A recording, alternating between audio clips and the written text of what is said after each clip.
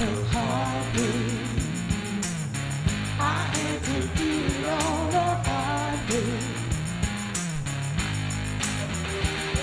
While other folks been working by a lot of days. Buenas noches, señoras y señores, jóvenes de todas las edades. Esto es Crisol de Cultura en su programa 147. Desde la televisión de Ferrol, la ciudad gallega ilustrada por excelencia.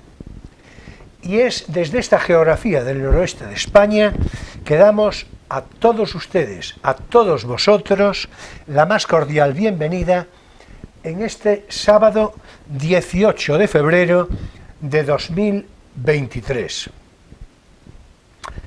Saludos de gran afecto a todos nuestros espectadores hispanoamericanos y en todo caso a cuantos entiendan y conozcan la lengua española. Y bien, hoy ocuparán nuestra conversación, ya lo anuncié la pasada semana, dos asuntos sin ninguna correspondencia entre sí, aunque ambos relacionados con la música. De una parte, en principio, vamos a referirnos a Don Giovanni, la muy famosa ópera de Mozart, reparando en sus características de fundamento y por extensión en la consideración de mito del personaje principal, el propio Don Giovanni, el mito de Don Juan. Perdón. Naturalmente, claro que desde la inspiración que adapta en esta ópera en su libreto característico. Y ya en la segunda parte del programa dedicaremos nuestra conversación a glosar la historia alrededor de la coral polifónica de la empresa Nacional Bazán, desde sus inicios hasta su asimilación al mismo día de hoy, una agrupación musical meritísima, nacida en esta ciudad de Ferrol, desde la que emitimos y que ya rebasa los 80 años de antigüedad. Y a tal fin de conversación me acompaña, como es mejor costumbre, Emilio Saldaña, profesor de filosofía y muy querido amigo, que si conforme en realidad con todo lo propuesto, ya me consta que Don Giovanni, la figura y el mito de Don Juan, es asunto que le complace muy especialmente. Bueno, buenas noches, Emilio. Buenas noches. Ya lo hablamos alguna que otra vez, el Don Juan, a través de unos u otros autores, su interpretación, su psicología, su arquetipo y su leyenda, su actualidad también, ¿no? En su caso. Claro, cualquier día habrá que dedicarle un programa al completo, digo yo. En fin, ya veremos, ¿no? Sí, sí. Además tengo que decir, aunque esto, en fin, se va un poco de lo que nos ocupa, pero que no hace tanto me regaló Emilio un libro relacionado con la figura de Don Juan, un ensayo muy interesante, lo recordarás, ¿no? Que no lo leí todavía en profundidad, pero sí, digamos, en lo fundamental. Me parece un libro excelente, pero claro, esto se lo estoy diciendo yo a Emilio. Sí. Hombre, hoy seguramente hablaremos más de libros más clásicos, menos modernos, menos al día que ese, pero que son los de referencia en la historia de los estudios de Don Juan. Naturalmente, O sea, naturalmente. Etcétera. Naturalmente. Bueno, y es nuestro invitado al caso de hoy una persona absolutamente idónea. Juan José Rodríguez de los Ríos, Juanjo de los Ríos, como le conoce todo el mundo. Y es tal, como digo, absolutamente idónea, porque sobre el Don Giovanni de Mozart lo conoce todo o casi todo. Y dio conferencias aquí y allí que lo atestiguan largamente. Y de la coral polifónica de la empresa Nacional Bazán le ocurre algo muy parecido, como mínimo. Y es que no solo es conocedor de su intríngulis histórico y de sus circunstancias en el devenir del tiempo, sino que además él mismo fue miembro de mérito de la propia coral. En fin, por último, sea suficiente decir de Juanjo de los Ríos que es musicógrafo, o sea, investigador y estudioso de la música en su sentido más minucioso. Buenas noches, Juanjo, bienvenido como siempre, un placer recibirte. Buenas noches, el placer es mío. Bueno, muchas gracias. Y antes de entrar en conversación, que tenemos hoy también, hay que ver el tiempo un tanto limitado, antes de entrar en conversación, un par de apuntes necesarios. Fallecido hace unos días Carlos Saura, director de cine de larguísimo mérito y relevancia singular, pero también director de teatro, fotógrafo, en fin, todo un genio al servicio del arte escénico, con todas las consecuencias. Es así que será el próximo sábado, la próxima semana, que le dedicaremos un cumplido recuerdo, algo más extenso, de admiración, gratitud y homenaje. Y fue también en esta semana, creo que el jueves pasado, que el escritor hispano-peruano Mario Vargas Llosa ingresó en la Academia Francesa, coronándose así un muy relevante acontecimiento literario, por demás inédito, y es que se trata del primer escritor en lengua extranjera que es acogido por la Academia Francesa. Y me parecen de destacar algunas palabras del discurso de Vargas Llosa, toda una apasionada declaración cariñosísima hacia la literatura francesa, en la que dijo: fue y sigo siendo, dijo, repito, Vargas Llosa, la mejor, la literatura francesa. Y agregó: ¿qué significa la mejor?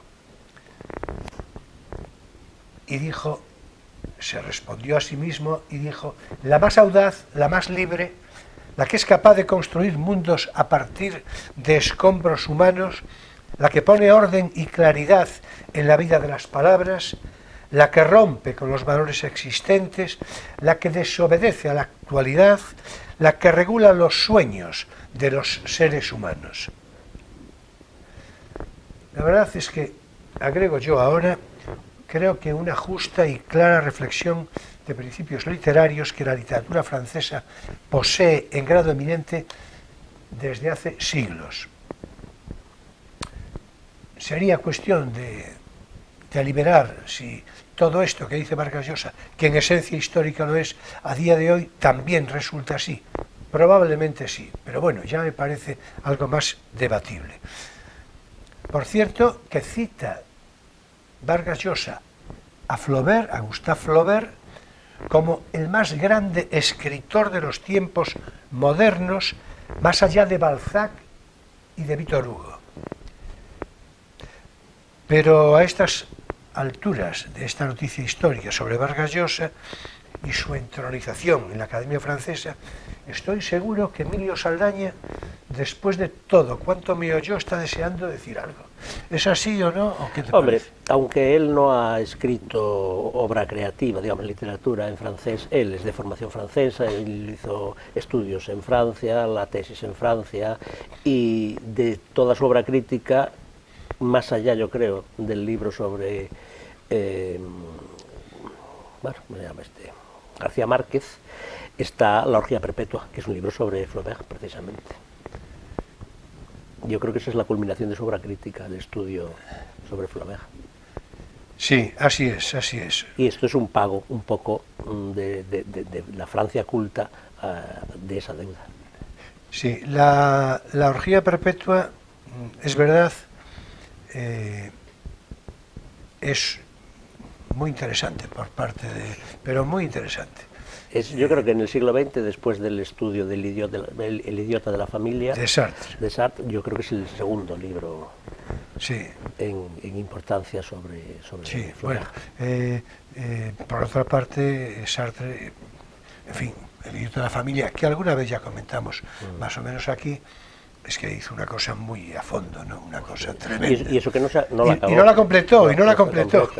Pero De hecho, yo tengo los 2 volúmenes, claro, y el tercero sigo esperando. No, y seguirás, porque claro, no lo acabó. Claro. Pero vamos, es el intento de una especie de crítica total, o estudio crítico total, una cosa que inventó él y que ni siquiera pudo él llevar a cabo.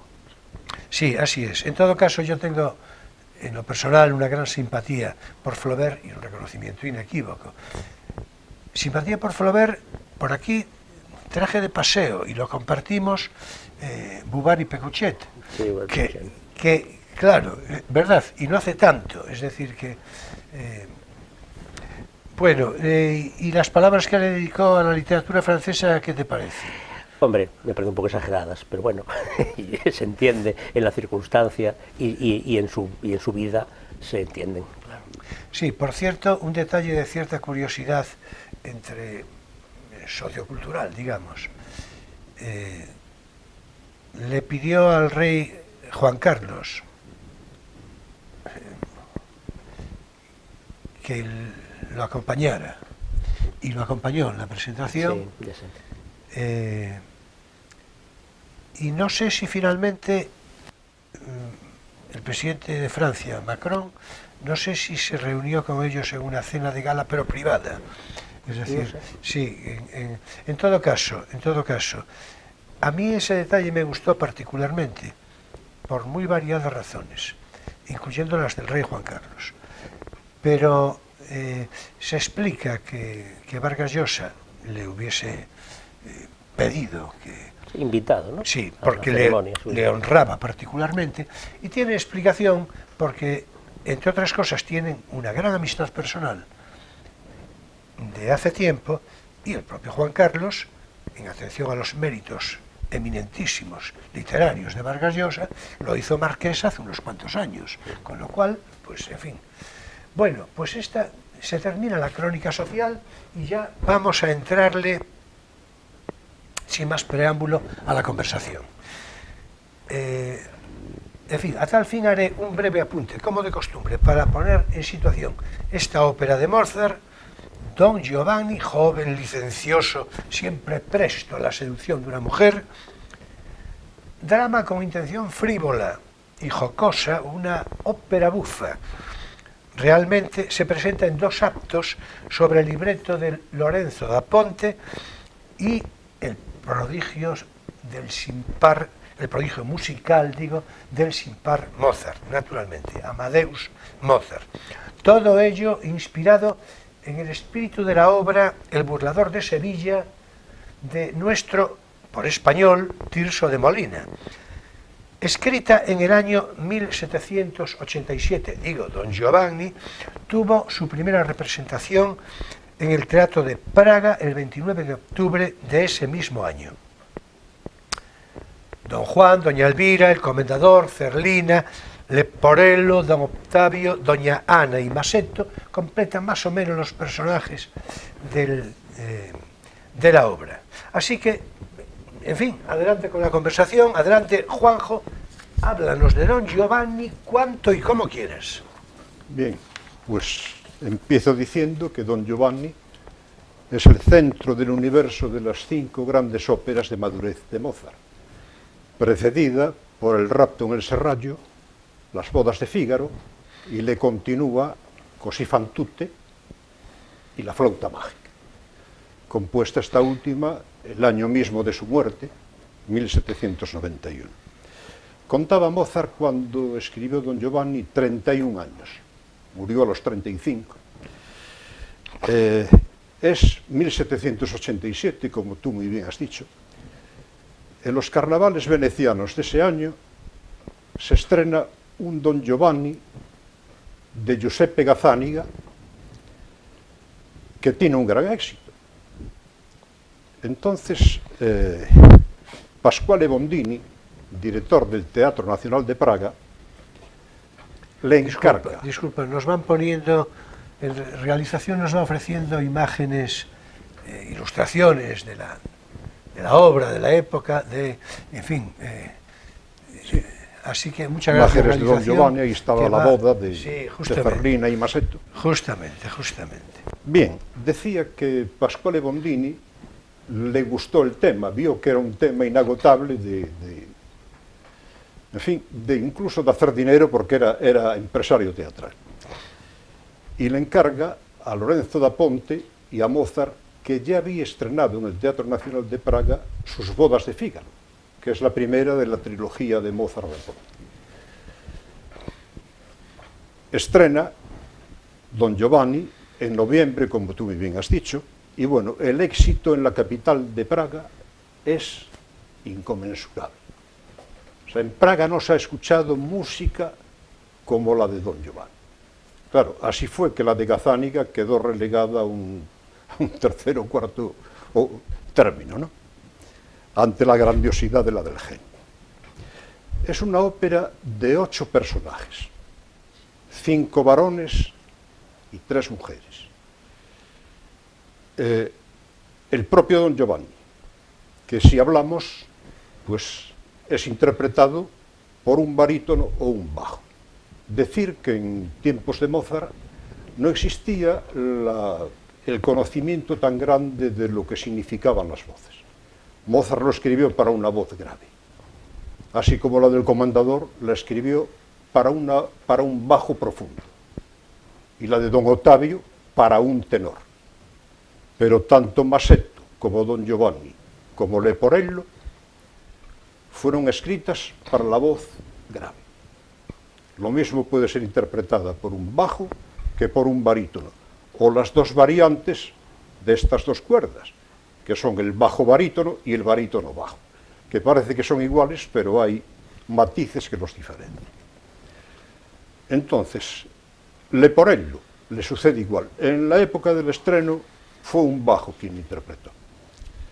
El Commendatore, como digo, es un bajo profundo. De hecho, Doña Elvira. Perdona, creo que en muchas representaciones el Masetto era también el comendador, es decir, el cantante cantaba las dos cosas, porque como nunca están en escena en el mismo momento, se podía incluso cambiar de traje y reaparecer, o sea que efectivamente... De hecho, como nunca sale junto Masetto y el comendador, claro, hay compañías y hay directores, incluso en discos, que emplean al mismo cantante para una... Se ahorran un cantante. Exactamente. Bien, Don Ottavio, que es un tenor, hablaba de Doña Elvira, que es la dama de Burgos, la eterna enamorada de Mozart, que viene desde Castilla la pobre hasta Sevilla porque le ha prometido matrimonio. Y después está Doña Ana, que es la personificación. Y esto tenemos que hablar un poco de forma más profunda, un poco más adelante, si a ti te parece, de lo que representa. Es el afán de venganza, porque Don Giovanni intenta seducirla en su casa, en casa del comendador. Doña Ana es la hija del comendador. Y intenta seducirla, y hay una cosa que me choca muchísimo, porque el doctor Vallejo Nájera, estudioso de Mozart hasta los más mínimos detalles, dice que Don Giovanni ha violado a Doña Ana, bueno, en ese intento. Hay como un intento, tradicionalmente se entiende que intenta abusar de ella, pero que la intervención del comendador la salva allí y por eso tienen el duelo y pues lo mata. Es cuando interviene el comendador, sí, es cuando interviene el comendador, que él se escapa en voz alta. Es, digamos, la interpretación tradicional. A mí me llama la atención el por qué Vallejo Nájera incidía en que ha sido violada. Yo creo que quedó en el seguramente, y esto, en fin, no es una humorada, seguramente porque era psiquiatra. Psiquiatra, sí. Claro. A ver, sí. Le interesaba... No, claro, no, seguramente porque era psiquiatra. Es decir, bueno, psiquiatra de una referencia culta. Yo tuve oportunidad de conocerlo de una manera muy simbólica pero bueno, y era un hombre de unas maneras. Y yo creo que eso tiene bastante que ver. De hecho, no hay que olvidar que escribe una obra como Locos Egregios, sí, que es, en fin... Es muy interesante. ¿Estás de acuerdo? Sí. Lo que pasa es que ahí hay mucha carga de opiniones personales y de, digamos, especulaciones que por muy clínicas o por muy psiquiátricas que se vean, son especulaciones. Sí, incluyendo Como lo, en este caso. incluyendo lo de Doña Sí, Ana. de Doña Ana, Claro, claro. Adelante, Juanjo, adelante. Bien, continuaba narrando los personajes. Después está Zerlina, que es una campesina que parece un poco bobalicona, Ay, yo pero creo que no, también tiene su doble lectura. Sí, yo creo que de Porque es bobalicona una nada. ópera que ahí está un poco el mito, aparte del propio asunto del sexo, que ya es mito per se.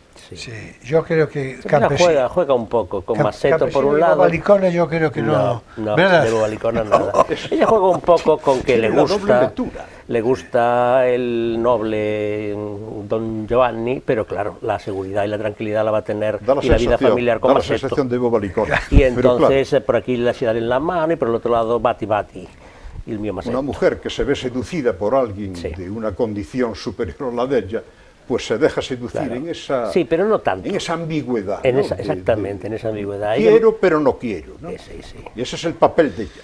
Sí. Y ella mantiene a Masetto y al final pues es con el que se queda. Que Masetto le pasa exactamente igual. Parece un campesino Sí, pero Masetto es un poco más, yo creo que más... como el tonto del tonto, pueblo. ¿no? sí, un Pero poco más. tampoco lo es. No, pero él lleva palizas.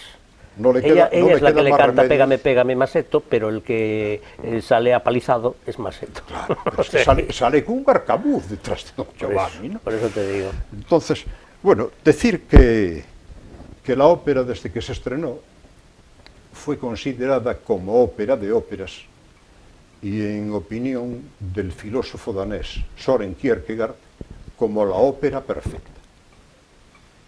Entonces, yo extrapolo un poco el mito de Don Giovanni a todos los ríos de tinta que dieron lugar desde su estreno hasta la actualidad, porque se escribieron libros, se hicieron artículos, se dieron conferencias, hubo simposios, o sea, todo en torno al burlador.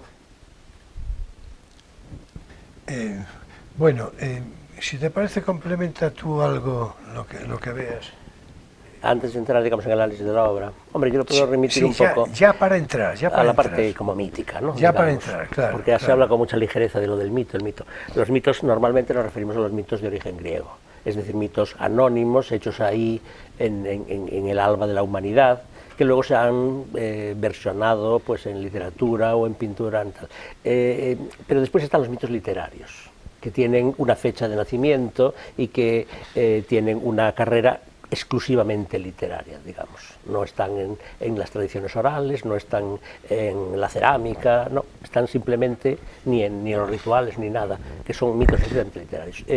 Don Giovanni es de este tipo de mitos, es como Don Quijote, como Fausto, como Celestina, por tomar el título por no dejar fuera a Maeztu de toda esta historia, y entonces su carrera vital es exclusivamente literaria. Aunque es verdad que detrás de la primera vez que aparece en la literatura, que es con Tirso, en El burlador de Sevilla, hay unas tradiciones orales, hay unas leyendas folclóricas castellanas o españolas en todo caso, en realidad es un mito literario.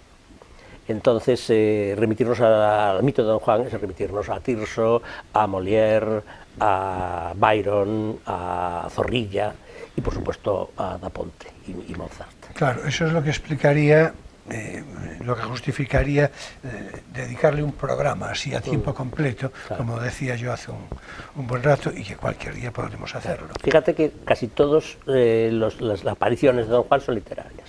Es decir, todos los autores que he citado no conocemos, o sea, no es famoso ningún Don Juan pintado. O sea, tienes ahí Afroditas o Vénuses pintadas a montones.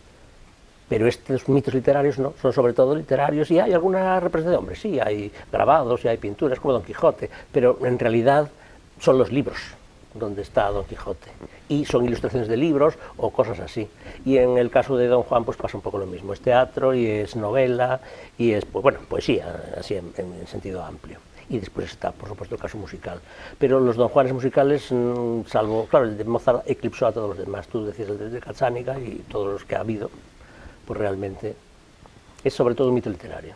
Y me he dejado, por cierto, a Torrente Ballester, en esta lista de grandes Don Juanes. Sí, por habría cierto. habría que Además, ponerlo. él estaba, Torrente, Particularmente orgulloso. sí, de esa- particular.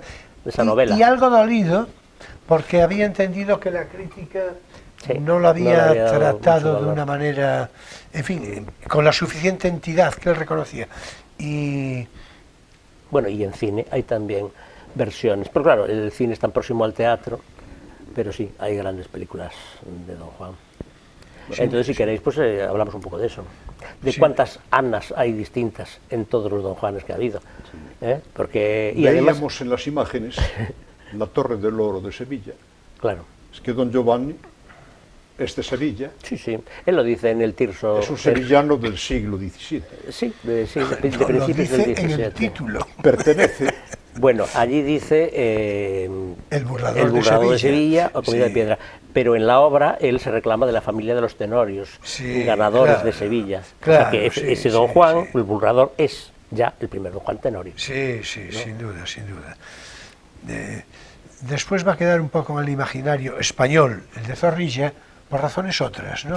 Sí, y sobre todo por esos cambios de cómo se llama la amada, que en un caso se llama Elvira, en otro caso se llama Ana, en otro caso se llama Inés.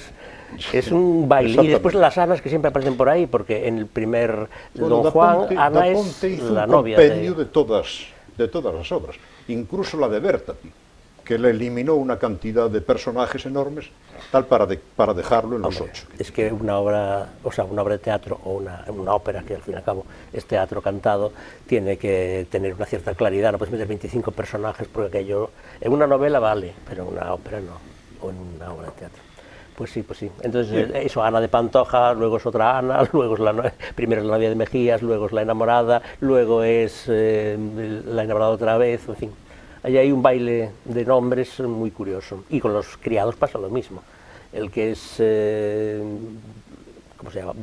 Catalinón en el burlador de Sevilla, es después Scangarel en el de Molière, es Leporello en el de Mozart, es Chuti en el de Zorrilla, o sea, ahí... Sí, bueno, muy interesante eso. Es decir, yo no sé si quieres decir, porque ya estamos entrando un poco en el análisis de la obra, ¿no? Mira, yo si quieres centrar el asunto de los Don Juanes, yo diría que hay un Don Juan diferente de todos los demás, que es el de Zorrilla, porque al final se salva, y todos los demás Don Juanes se condenan. Empezando por el de Tirso, que es, al fin y al cabo, es la obra de un fraile mercedario, entonces es sobre todo una obra con una moraleja. El condenado, no en este caso por desconfiado, sino por libertino, se condena y no hay manera de que se salve. Claro. La Y luego- moraleja es que mal anda, mal acaba, es Claro. indudable. Y esa es la línea que va a seguir Molière, donde también se condena, y el único que lo lamenta es Cangarel, porque se queda sin la paga de su señor, porque todos los demás criados, ninguno lamenta la muerte de Don Juan, ni Leporello ni nada. Y después el de Don Juan, pues el de, perdón, de Don Giovanni, también. Pero el de Zorrilla es especial porque esa doña Inés, medio salida de la tumba de aquella manera rara al final del segundo acto, pues lo salva.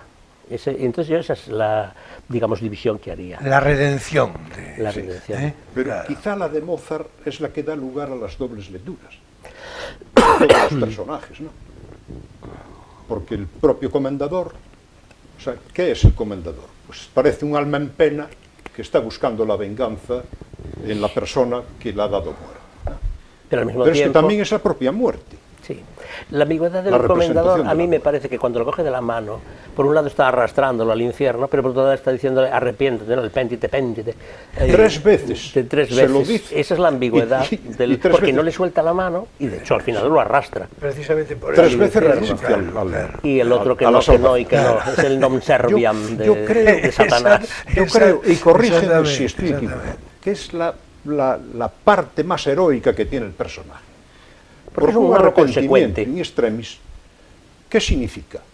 Pues que si vuelves a vivir la vida, cosa improbable, pero si la vuelves a vivir, no harías lo que has Esa hecho. es la pregunta que de está mal. Nietzsche, ¿no? Si volvieras a vivir, ¿volverías Si a vivir volvieras a con vivir. todo lo que hiciste o te Y él arrepentirías de algo que no es se una vida arrepiente. corregida, ¿no? Él no se Lo arrepiente. cual quiere decir que él fue un calavera toda la vida. Pero también es verdad que el Don Juan de Zorrilla es el único que se enamora. Los otros Don Juanes pues son unos, en fin, seductores que buscan pues, el placer, o buscan la burla, como el burlador, o buscan lo que sea, pero el único que se enamora es el Don Juan de Zorrilla, y por eso el amor, trionfa l'amore, como diría Monteverdi, triunfa l'amore, y ahí se salva. Para mí esa es una diferencia fundamental en la historia de los enormes y diferentemente versionados Don Juanes que hay por ahí. Bueno, pues yo creo que podemos más o menos redondearlo así. Yo, si me dejas apuntar solamente. Sí, pero te dejo dentro un rato. Ahora, ¿te parece bien? Me parece estupendo. Ahora vamos a hacer la recomendación del libro y a la vuelta ese apunte y ya cerramos el asunto. ¿Te parece bien? La ventaja es que me dice que sí, porque tú suponte que me dice que no. Pues sí, es un compromiso. Claro. Bueno, ahora es tiempo para nuestro espacio divulgativo. No tienes por qué saberlo.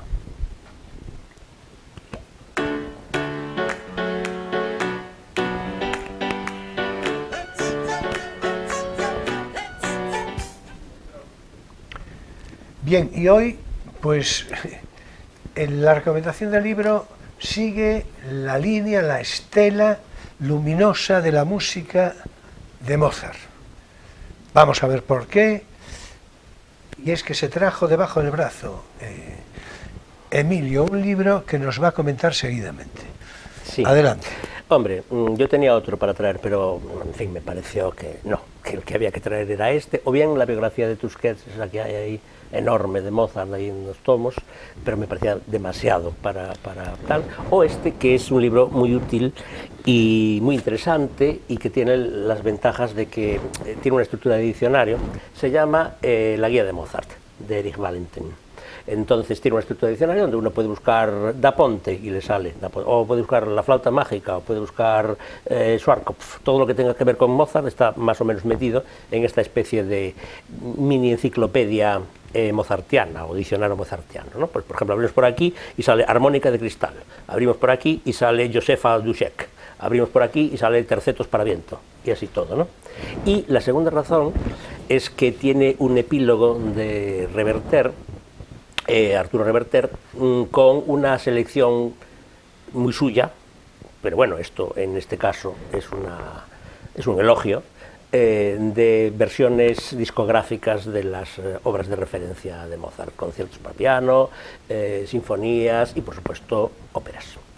Y muy breve, de hecho recomienda solo una de cada pieza, y en el caso que nos ocupa pues es la de Giulini, Carlo Maria Giulini del 59, con Sutherland de Donna Ana y Schwarzkopf de Donna Elvira y Wächter de Don Juan.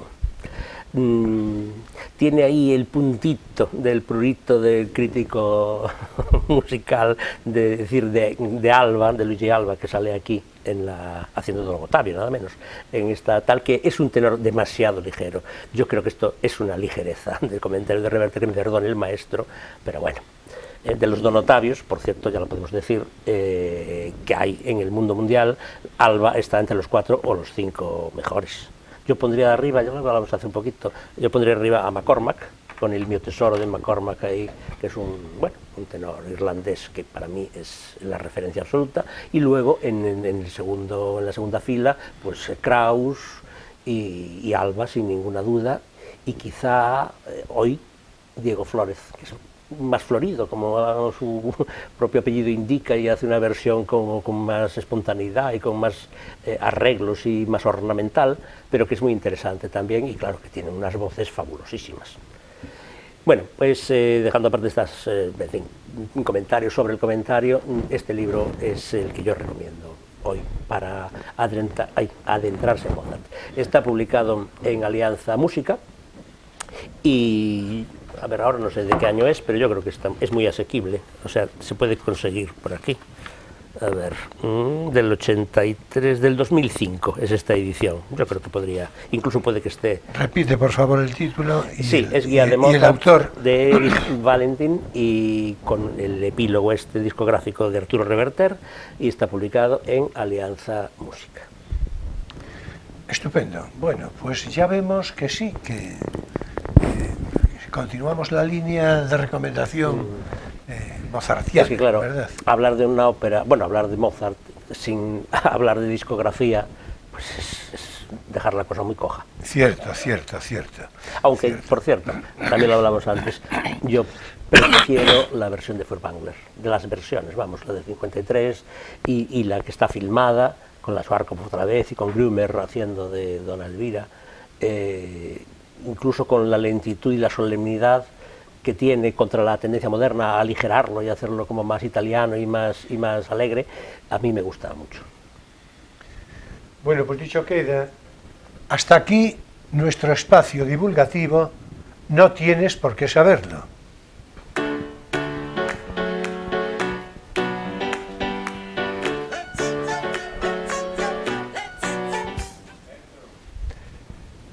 Bueno, vamos a continuar todavía con el Don Giovanni, con esa postilla que me Bien, pedía... esta postilla es referente a Mozart, Pues adelante, que claro. acomete una genialidad que recoge esta ópera, que es en la escena del baile, que en su representación original incluía 3 orquestas sobre el escenario. Ahora lo hace la Orquesta del Foso, pero la primera de las orquestas interpretaba un minueto en 3x4.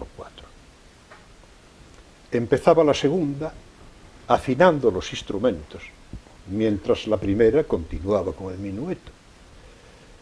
La segunda empezaba con una contradanza, el minueto continuaba. Y la tercera orquesta empieza también afinando los instrumentos y continúa con una danza campesina en 3x8. O sea, tal cantidad de tiempos distintos y tal pueden hacer... Todos son armonizados. Pues, claro. o sea, el cirio total. Sin embargo, en Mozart convierte en una excelente armonía que no tuvo parangón hasta el siglo XVIII, precisamente con Don Giovanni. Es una de las genialidades que me gustaría resaltar de mi amado sí. Mozart. De Sin hecho, duda, en el estreno de Praga, 2 años antes de la Revolución, mira tú, qué casualidad, pues se la considera una ópera muy difícil de Sí, interpretar. es que O sea, curiosamente, se vio toda esta dificultad. curiosamente, así como en Praga triunfó plenamente porque no se había escuchado nada igual, en Viena no gustó. O sea, fue, Mira, claro, yo tengo Mozart, una teoría. En Viena, como el área de Il mio tesoro era muy difícil, la cambió por Dalla sua pace, que es mucho más fácil. Y para mí eso es un error de catálogo. Sí. Luego es discutible de si el epílogo este, donde todos son felices y todos están encantados de que se haya muerto el condenado, tal, Bueno, eso Mozart arremetió. es discutible si es mejor que se hubiera acabado la obra con la muerte o con este epílogo. Eso ya es discutible. Pero quitar Il mio tesoro. ¡Buah! Ahora, de hecho, normalmente se cantan las dos. Bueno, pues, si os parece, subrayada la genialidad extraordinaria de Mozart, ¿no? Con esa... Yo quería decir otra cosita más, si tenemos ahí un minuto. Adelante. Nunca se subraya bastante 2 momentos maravillosísimos de la ópera que son súper breves y que son el aria de Fuggi il traditor de Donna Elvira y el momento donde todos cantan allí Giovinetta, que fate l'amore, que me parece maravilloso. Son 2 minutos ahí colgados en mitad de las grandes arias y de las grandes representaciones, armonías y tejidos escénicos y tal, y me parecen maravillosísimos. Y eso es una de las cosas que yo creo que a Furtwängler le gustaba de la Schwarzkopf, ese momentito del aria de la mujer herida y traicionada, y que Fuggi il traditor, que me parece maravilloso. El que quiera empezar con Mozart, que empiece por ahí, con el Mozart vengativo y la mujer herida y ultrajada, es lo mejor. Estoy totalmente de acuerdo, y tú seguramente también. Por supuesto que sí. Claro, bueno, pues entonces, el colofón esperado. Ya, Emilio? ¿Te parece bien? Sí. Digo, por hoy. No, es que uno estaría hablando de esto, ¿verdad? Claro. Una semana. Sí, bueno, ya decimos lo de dedicarle un programa a la figura de Don Juan, es decir, a Mozart ni te digo. Claro, que nos hemos dejado de Don Juan, pues casi todos. El A Conde de Mozart Mediana, Casanova, que anda por aquí metido, que según las leyendas, bueno, habría tanto que hablar. Sí. Bueno, pues lo dejamos aquí, porque es que ahora tenemos comprometida una segunda parte que Solo hemos... apuntar, si me lo permites, que la labor que hace Arturo Reverter es prácticamente imposible de llevarla eligiendo solamente una sola versión entre todas las versiones que hay discográficas. Sí, sí, es imposible. Pero yo te puedo decir que de Don Giovanni yo tengo 38 versiones. Y elegir una yo sola... Yo también lo consideré, pues, en fin, una soberbia, pero bueno, es Arturo Reverter. Sí. O sea que... Bueno, Arturo Reverter, por encima de todo. tenemos una gran consideración en este programa Crisol de Cultura, Sí, sí, vaya por delante. A mí me parece que, hablando de bel canto, o en general, vamos, de canto, de ópera, yo de voces, yo no creo que nadie sepa más que él. Claro, y ese es el motivo por el que se puede permitir ese tipo de cosas, Pues, por supuesto. Bueno, pues vamos a ver, vamos a entrar ya seguidamente un poco a galope tendido, como yo suelo decir, porque la exigencia no del guión, sino del tiempo, así lo exige. Vamos a ver, nos vamos a referir naturalmente a la coral polifónica de la Empresa Nacional Bazán, en la que voy a hacer yo un brevísimo apunte inicial, sobre todo a través de una conversación que tuve previamente hace unos días con Juanjo, que me dijo alguna cosa que yo no sabía, que ya me extraña, pero era así. y lo voy a citar con este breve apunte. Yo ya te paso a ti y con el ruego a realización de que nos vaya pasando sucesivas fotografías de la coral, en fin, como mejor le parezca. Vamos a ver, en el año 1941 se celebra, o sea, a poco de terminar la Guerra Civil en España, se celebra el Congreso Eucarístico Diocesano. 1940. 40, sí, así. Si es que lo del 41 es después, justo, 1940. O sea, recién terminada la guerra. Se celebra el Congreso Eucarístico Diocesano en Mondoñedo. Es por entonces obispo, esta es la parte que yo conocía, la que voy a citar, Benjamín de Arriba y Castro. Yo conocía a de Arriba y Castro en cuanto que prelado, pero no sabía de su vinculación con ese periodo obispado. Esa es la parte que me aclaró. Ahí tenemos, empieza a pasar realización, diferentes fotografías. Bueno, bien, Congreso Eucarístico. En este Congreso Eucarístico, el obispo, repito, Benjamín de Arriba y Castro, tiene un secretario que es Manuel Pérez Fanego. Esto es lo que, como consecuencia, aquí lo tenemos en pantalla, yo lo recuerdo personalmente, el padre Fanego, dicho así pues ahí empieza la cosa que le voy a decir a Juanjo, que nos vaya ilustrando, porque ahí comienza la historia, es decir, el Arriba y Castro, obispo de Mondoñedo, le hace un encargo a Pérez Fanego, a Manuel Pérez Fanego, su secretario, y ahí con eso empieza todo. Adelante, Juanjo. Le hace el encargo de crear una coral para solemnizar los actos del Congreso Eucarístico Diocesano que se celebra en 1940 en Ferrol. En Ferrol. Entonces lo traslada a Ferrol. Sí, seguramente por razón de mayor, en fin, mayor población y todo esto, ¿no? Sí. Por lo que sea, en todo caso. Don Manuel se encarga de preparar una coral para solemnizar aquellos actos. Y, bueno, encontró graves problemas para juntar voces, pero las había y buenas, ¿no? Entonces creó una coral de 200 personas. O sea, que el exitazo fue enorme. Hombre, decir que han interpretado en el año 40 el Aleluya del Mesías de Händel, con todas sus dificultades, pues es decir que don Manuel fue, en fin, un músico extraordinario, como había muy pocos. Sin duda, máxime cuando estaba hablando y estaba dirigiendo a personas que no conocían solfeo para nada, que todo fue aprendido de oído. Entonces, eso le añade mucha mayor dificultad. Como tú muy bien has dicho, don Manuel era el secretario de don Benjamín de Arriba y Castro. Entonces, en el año 41 cesa como secretario del obispo de Mondoñedo y pasa a ser capellán de la empresa nacional Bazán, que de aquella se llamaba Empresa de Construcciones Navales Militares Sociedad Anónima.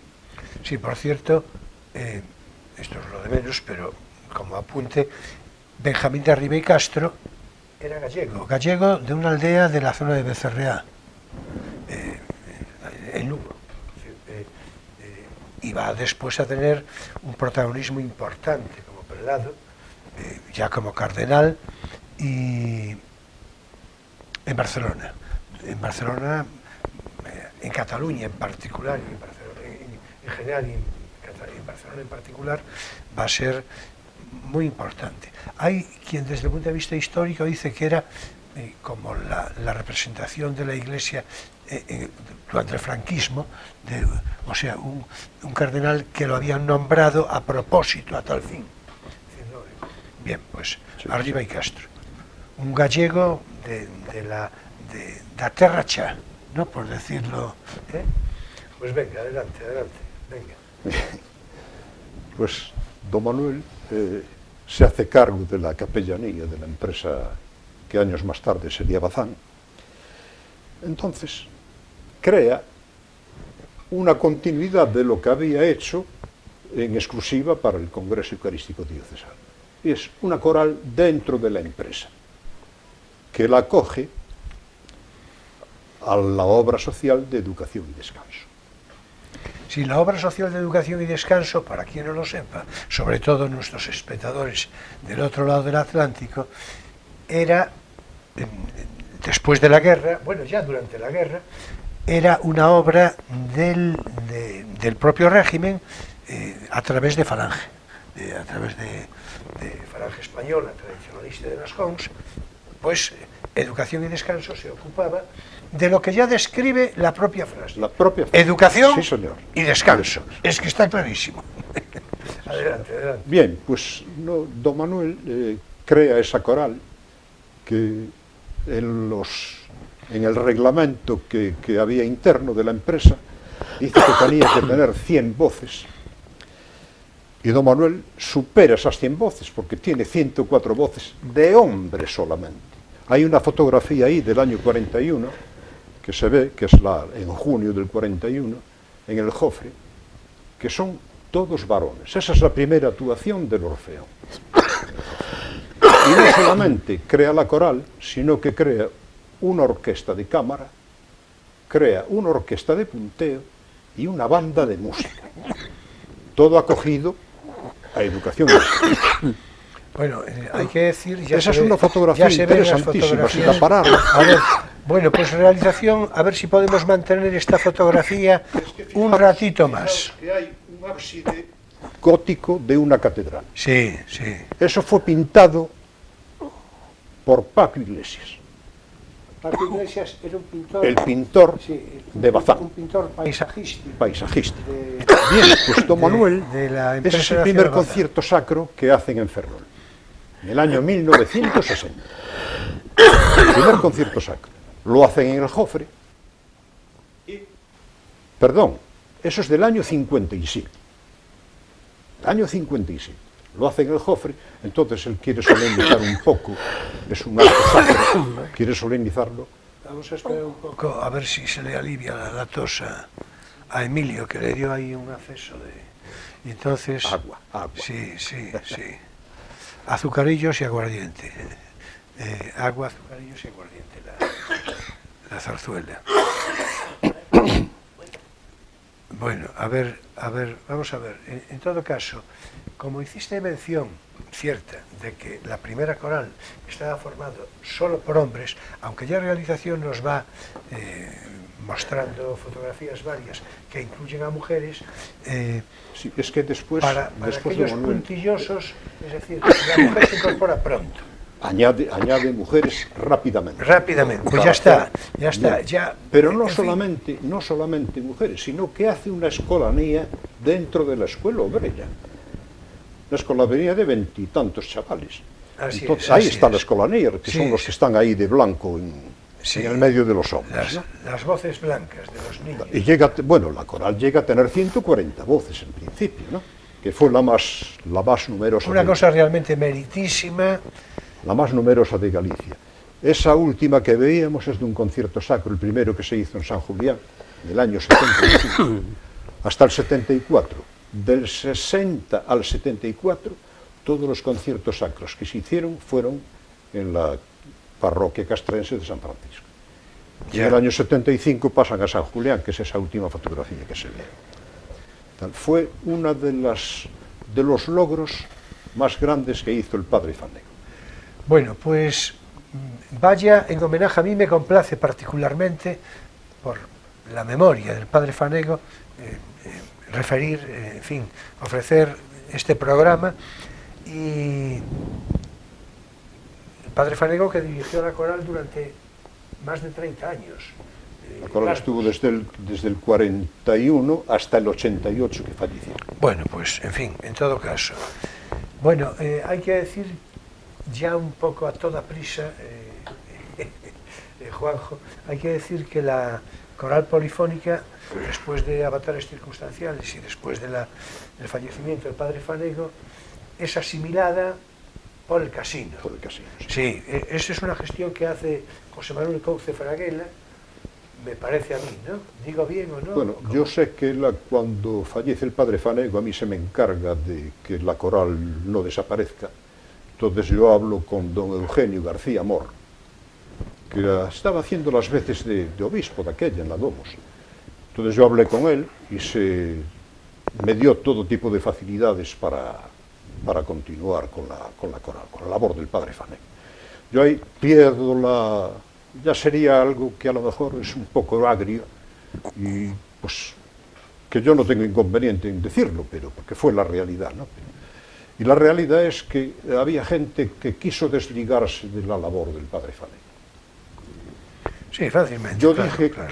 Que había que llamarle coral polifónica del padre Fanego. Pues eso no lo asimilaron precisamente los veteranos. Los que venían de ser dirigidos por don Manuel no lo asimilaron. Bueno, son cuestiones interpretativas. Yo puedo entender lo de el asimilar al nombre del padre Fanego, por supuesto que sí, pero bueno, coral polifónica ferrolana, en todo caso, es su nombre de origen. Sí, sí. Es su nombre de origen. Bueno, perfectamente. Bueno, pues aquí, si te parece, no sé si quieres apuntar algo más.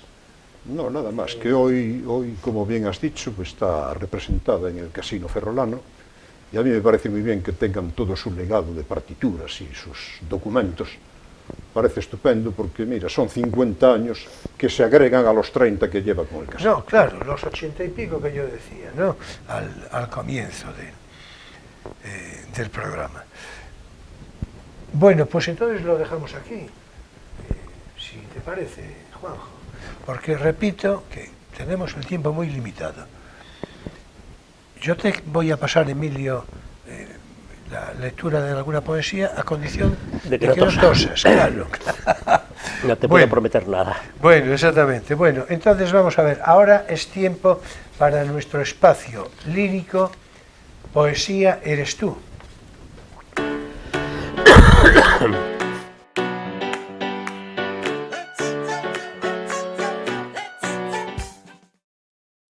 Bien, y hoy vamos a ofrecer dos poemas sobre los que volvemos.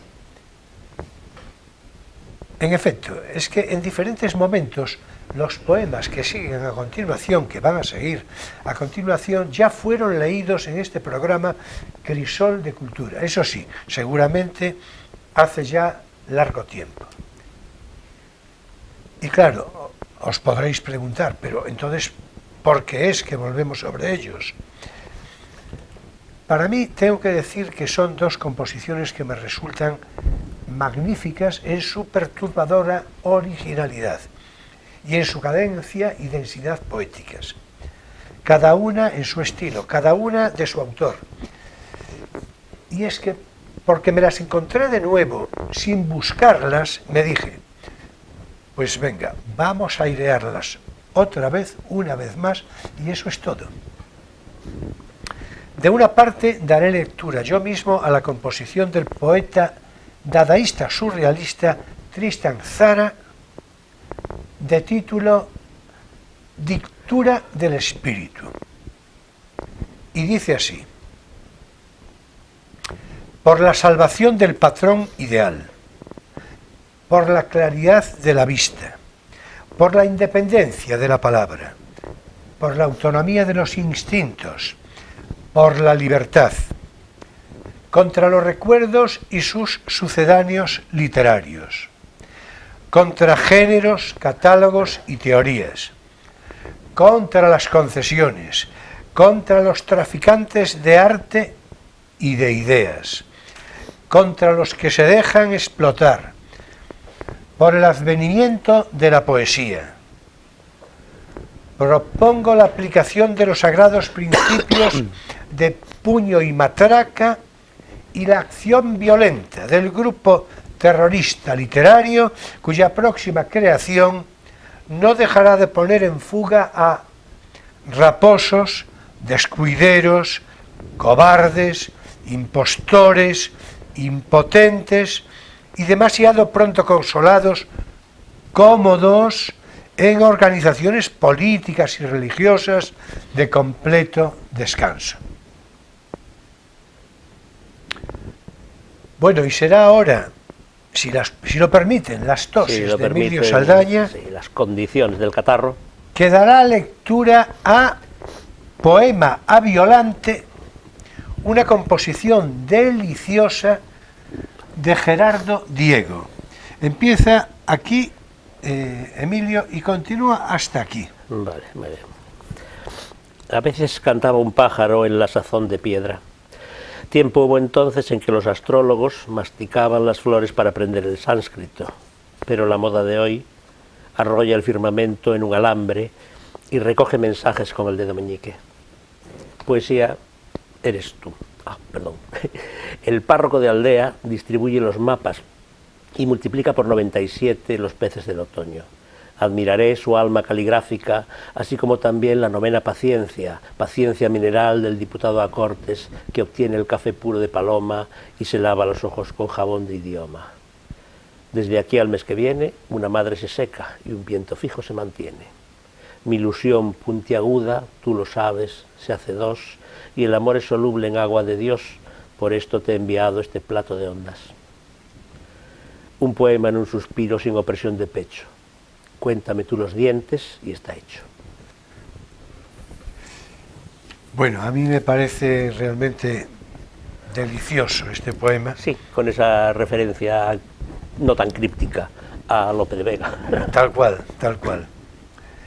Recogidos estos dos poemas, el de Tristan Tzara y el de Gerardo Diego, en la revista El micrófono de papel, en su número 4 del invierno del año 1986, ambos formaron parte de la emisión del programa radiofónico Poesía en la Radio, de Radio 1, de fecha 7 de diciembre del año 1985, cuyo guión estaba a cargo nada menos que de José Hierro, poeta meritísimo y singular.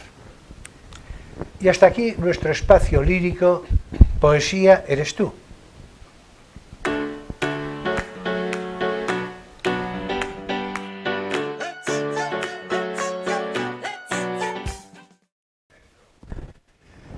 Finaliza también aquí, claro, Crisol de Cultura en este sábado 18 de febrero de 2023.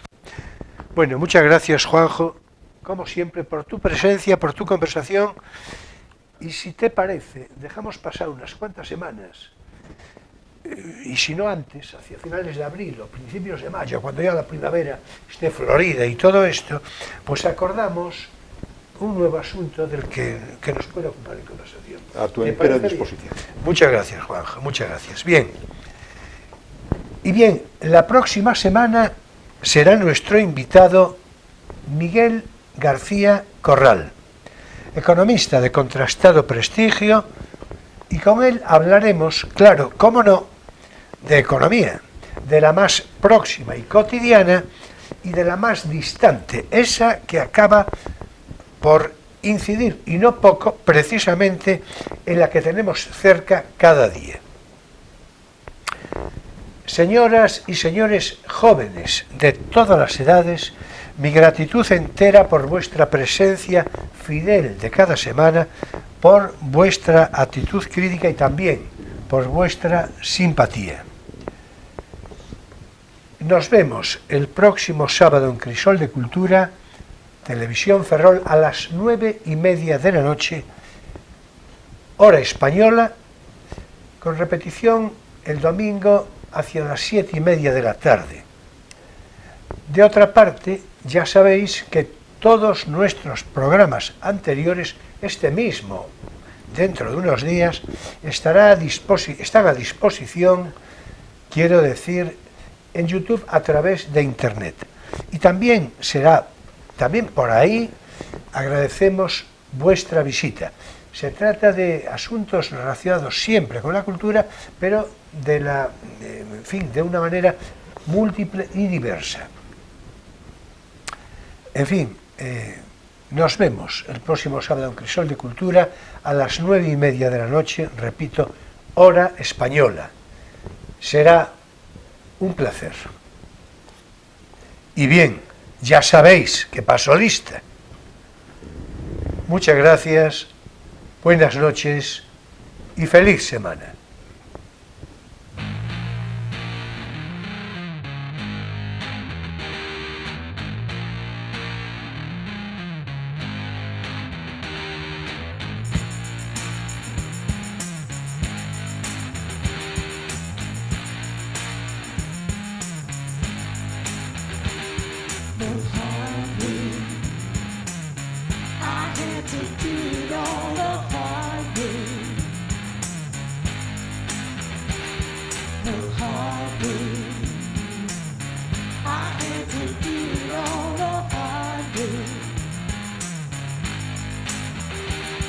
While other folks been working by the light of day.